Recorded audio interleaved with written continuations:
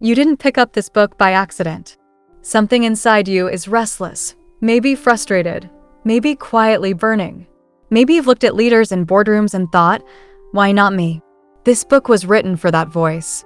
The one that refuses to settle, the one that knows deep down there's something bigger you're meant to build. This is not a guidebook filled with theories. It's a mirror reflecting what you're capable of. And every page is designed to bring you closer to the person you're becoming, a leader the world doesn't see coming, but desperately needs. So whether you're stuck in a cubicle or already managing a team, whether you failed a few times or you're just starting out, this story is yours. And it's just getting started. Chapter 1. The Spark. He sat in his tiny apartment in Omaha, eating a $3 microwave meal and staring at the glowing screen of his second-hand laptop. His resume had gone out to 37 companies that week. Not one reply, not even a rejection, just silence. And yet, inside him burned a quiet rage, not at the world, but at the idea that someone else, no smarter, no more capable, had the seat he wanted, CEO. Most people think CEOs are born into power. Ivy League educations, generational wealth, connections from the crib. That's a good story. But it's wrong, or at least incomplete. The real story is dirtier, messier, and far more interesting. Angela was a school teacher in Detroit, barely making ends meet. By day, she wrangled kids and lesson plans. By night, she devoured business podcasts and books. Her husband left when she said she wanted to run a company one day. Told her she was dreaming too big. But she kept going.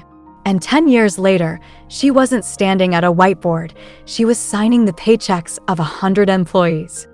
There's no elevator to the top. There's a staircase.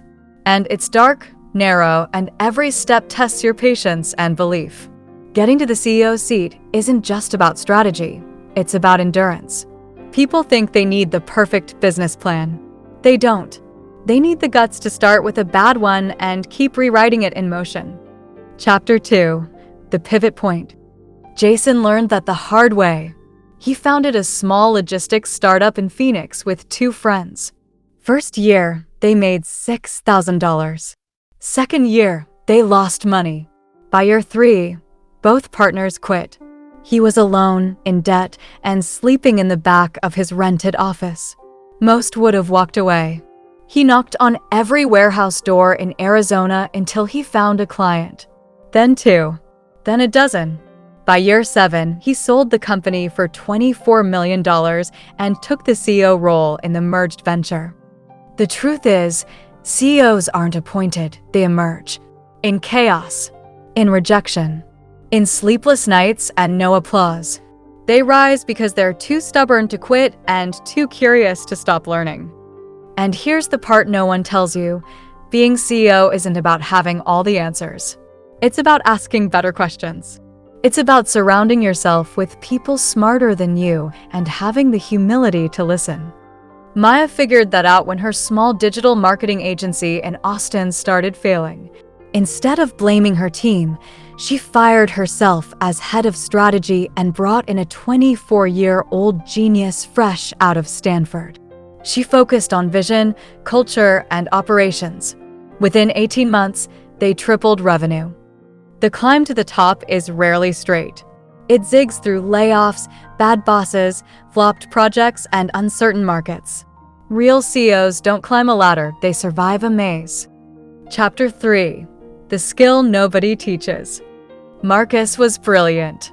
Top of his class, recruited by a Fortune 100 company straight out of college. But 3 years in, he was invisible. He delivered on every task, every deadline, and yet he was always overlooked. Until one mentor pulled him aside and said, "You're not being ignored because of your work. You're being ignored because no one knows you're doing it." That conversation shattered his worldview. He'd been taught to work hard, keep his head down, and let results speak. But in the real world, silence is a strategy for staying stuck. Visibility isn't vanity, it's value on display. Marcus didn't change who he was. He changed how he shared. He started speaking up in meetings, owning his wins without bragging, mentoring younger staff, and writing internal thought pieces. Within 6 months, he was on the fast track. 2 years later, he was tapped as VP of Strategy. Every aspiring CEO must master one invisible skill: storytelling. Not fiction, not fluff, but the ability to connect dots between people, ideas, and futures. CEOs aren't just thinkers. They're communicators. They don't just build plans, they build belief. Chapter 4. Breaking the Mold. Vanessa didn't look like a CEO. Or so they said. She had tattoos, a nose ring, and ran a tech startup out of an RV while traveling cross-country. Investors laughed her out of early meetings. Too unconventional, they said. Too risky. But she kept building. She made a prototype, then a beta, then a paid pilot with 3 universities. She didn't wait for approval, she proved her concept. By the time VCs came knocking, she didn't need their money. She wanted their reach. The myth of the perfect image dies hard. But every year, more CEOs look less like Wall Street and more like Main Street. Diversity isn't a checkbox, it's a competitive advantage. The next wave of great leaders won't blend in.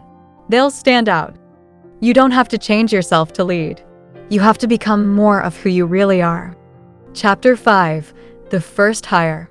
Ethan's startup had just landed a modest seed round. He had 6 months of runway and a dozen ideas racing through his head. His instinct was to do it all himself, to save money, to stay lean. But every hour he spent on things he wasn't great at was an hour stolen from his zone of genius. Hiring isn't about filling seats. It's about multiplying your time and your impact. The best CEOs aren't just great at what they do, they're great at identifying what they shouldn't be doing. So Ethan made his first hire, a product manager 10 years older than him. Friends said it was a mistake, that he'd lose control. Instead, he gained bandwidth. The product launched in half the time. They hit break-even 6 months early. That hire didn't just grow the business. It grew Ethan's mindset. No one builds empires alone. Your first few hires will shape the soul of your company and the speed of your growth. The sooner you stop trying to be everything, the faster you'll become who you're meant to be. Chapter 6. Learning to Delegate. Samantha had built her small consulting firm from scratch, working 70-hour weeks and handling every client call herself. She believed she had to do everything perfectly to prove she was worthy of the CEO title. But the stress was crushing and the business plateaued. One day, a trusted advisor challenged her, "If you want to grow, you have to let go." It felt like betrayal, like admitting weakness. But Samantha took a leap. She delegated client management to a rising star on her team and focused on strategic partnerships. The change was profound. Freed from daily firefighting, she identified new markets and landed a multi-million-dollar contract. Samantha learned that CEOs don't do everything, they empower others to do it better. This is a turning point for every leader. Holding on to control feels safe, but real power comes from trusting your team. The smartest CEOs build systems and people who multiply their vision. Chapter 7. Navigating Corporate Politics. Derek was a brilliant strategist, but struggled with office politics. He thought results alone would get him noticed. Yet every promotion seemed to slip through his fingers. Frustrated, he watched less qualified colleagues climb faster. Then he realized something crucial. Leadership isn't just about what you do, it's about who you influence and how. He started building genuine relationships across departments, listening more and aligning his goals with the company's culture. One risky move paid off. When a senior executive unexpectedly resigned, Derek's reputation as a trusted collaborator made him the natural choice to step up as interim leader. That moment changed everything. The reality is, politics isn't about manipulation, it's about connection. CEOs know that influence is currency, and to earn it, you must be authentic, strategic, and patient. Chapter 8. The Power of Vision. Lisa took over a struggling family business that was losing market share fast. Employees were disengaged and customers were drifting away. Instead of focusing solely on numbers, she started by painting a bold vision of where the company could go, a future that energized everyone. She shared stories of impact, innovation, and legacy. Slowly, that vision took root. People started volunteering ideas, pushing boundaries, and acting like owners. Sales climbed. Morale soared. The company transformed. CEOs aren't just managers of today's problems.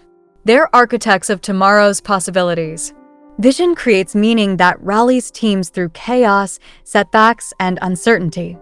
Without it, companies drift. With it, they soar. Chapter 9. Resilience in the face of failure. When Raj launched his tech startup in Silicon Valley, he faced failure faster than success. Investors said no. Key hires walked away. His product flopped in the market. Most would have quit. But Raj kept showing up, learning, and adapting. One night, he realized failure wasn't the enemy, it was feedback. He embraced mistakes, pivoted the business model, and rebuilt his team with renewed clarity. Within 2 years, his company raised $50 million and became a leader in its niche. CEOs understand that failure is not the opposite of success, it's part of the journey.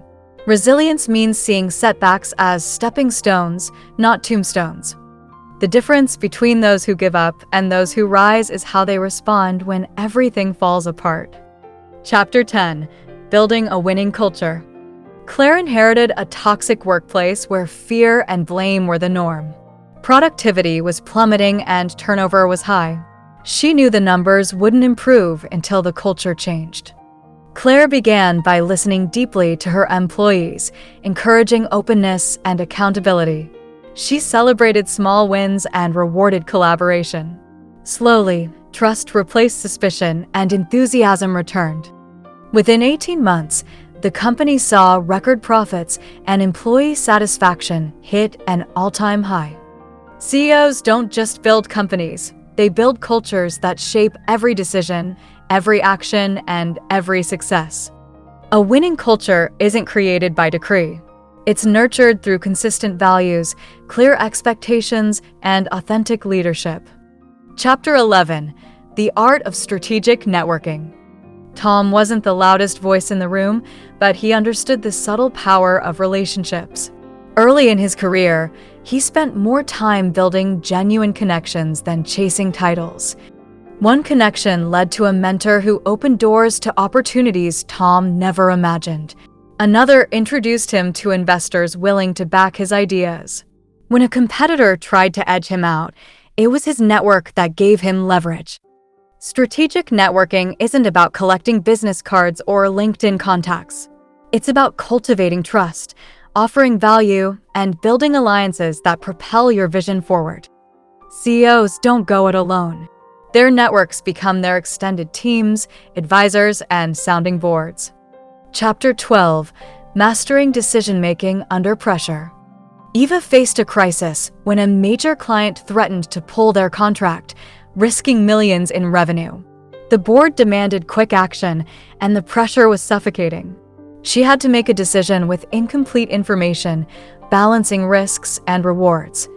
Instead of rushing, Eva gathered her leadership team, sought diverse perspectives, and analyzed scenarios rapidly.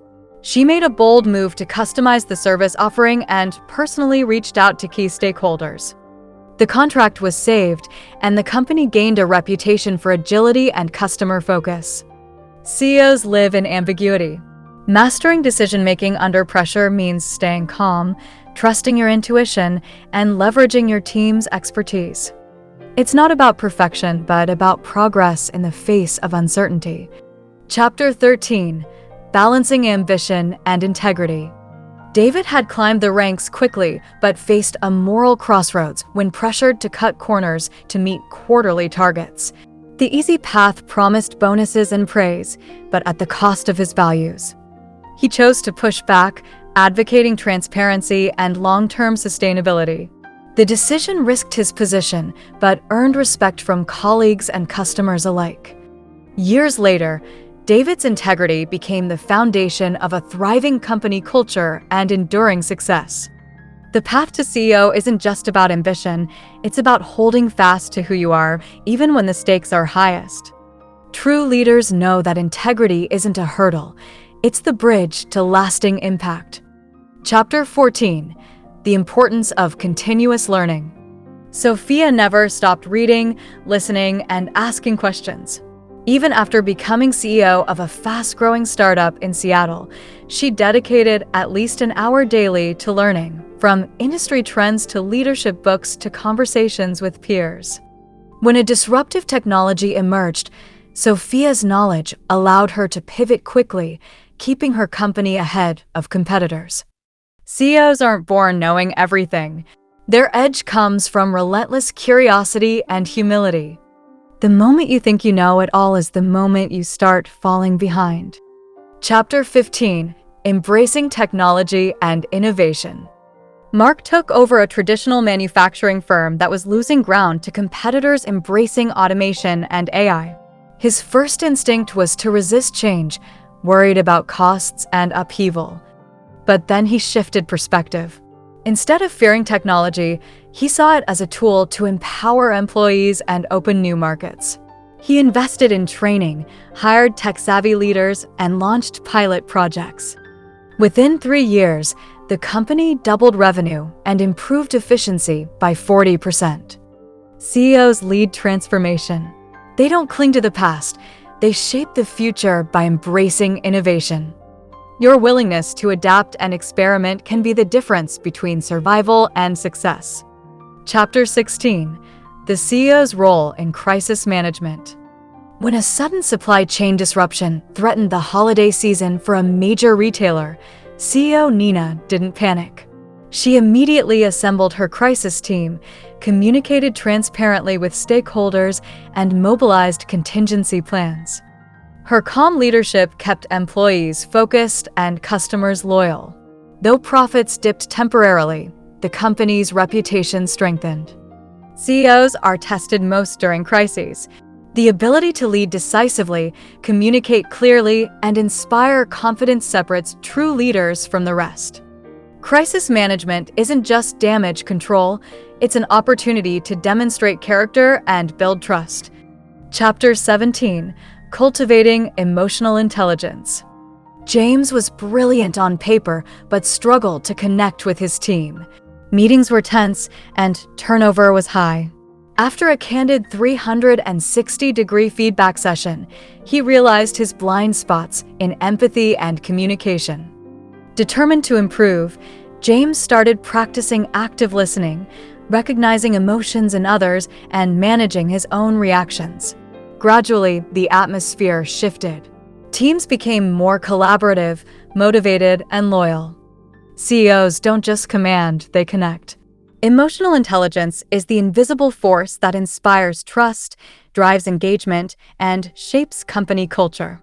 Mastering this skill can turn managers into transformative leaders. Chapter 18: Leveraging Data and Analytics. Olivia was skeptical when her board pushed for data-driven decision-making. She'd built success on intuition and experience. But after a few costly mistakes, she realized data could be a powerful ally. She invested in analytics tools and built a team to translate numbers into actionable insights. Marketing campaigns improved, supply chains optimized, and customer retention rose. CEOs who harness data don't just react, they anticipate. Analytics turns uncertainty into opportunity. In today's world, numbers tell stories if you know how to listen. Chapter 19: The Power of Mentorship. When Carlos was early in his career, he felt lost navigating corporate ladders and office politics. Everything changed when a senior executive took him under his wing, offering guidance, tough feedback, and introductions. Carlos learned faster, avoided costly mistakes, and built confidence. Years later, he became that mentor for others, creating a legacy beyond profits. CEOs know mentorship is a two-way street. Teaching sharpens leadership, and learning fuels growth.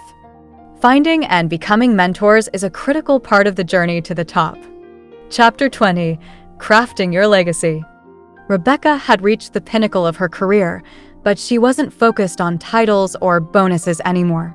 She wanted to leave something meaningful, a company culture that outlasted her tenure, products that made a difference, and a leadership style others could emulate.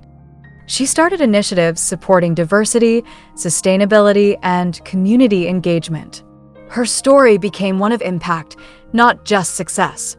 CEOs aren't just caretakers of profit, they're architects of legacy. What you build today will echo long after you've stepped down. The greatest leaders create legacies worth following. Closing note: the path to becoming a CEO isn't a straight line. It's a journey of grit, growth, setbacks, and breakthroughs. It demands more than skills or credentials. It requires courage to embrace uncertainty, resilience to rise after failure, and authenticity to lead with integrity. Every story shared in this book is proof that the CEO role isn't reserved for a chosen few. It's earned by those who refuse to settle and are willing to do the hard work others avoid. Now, it's your turn. The challenges ahead will test you, but they will also transform you. Hold tight to your vision, lean into the discomfort, and keep moving forward. Because the world needs leaders like you, leaders who are ready to step into the room no one expected and change the game. Your CEO journey starts today.